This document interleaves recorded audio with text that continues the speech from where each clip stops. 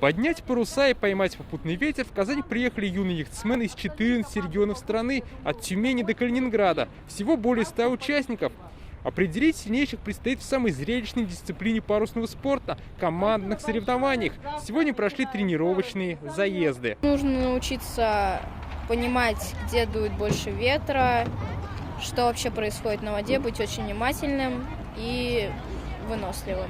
Сборная города на Неве – одна из фаворитов соревнований, наряду с яхтсменами из Тольятти. Татарстанские ребята тоже рассчитывают побороться за место на пьедестале.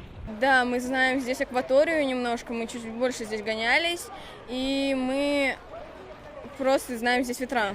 Но вот сегодня ветреная погода и завтра тоже, наверное, будет как-то мешает, помогает вам? Наоборот, помогает, мы достаточно тяжелые из-за того, что старше, и нам это очень сильно поможет. Сегодня церемония открытия первенства страны, а соревнования пройдут в 3 классах.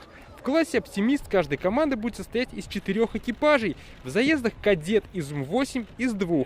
Это очень зрелищный формат, он очень динамичный, очень нравится детям, зрителям. Все такой ближе к стадионному формату, современный вид спорта, когда дистанции короткие, проходятся быстро. За этим будущее. Весь мир гоняется 80% именно в этом формате. Гонки стартуют завтра и будут проходить с утра и до вечера. А в понедельник состоится награждение победителей и церемония закрытия соревнований. Посмотреть, как ребята управляются с яхтами, можно будет у центра семьи Казан. Дмитрий Аринин, Ильшат Мухаметов, Адель Миндубаев, ТНВ, Казань.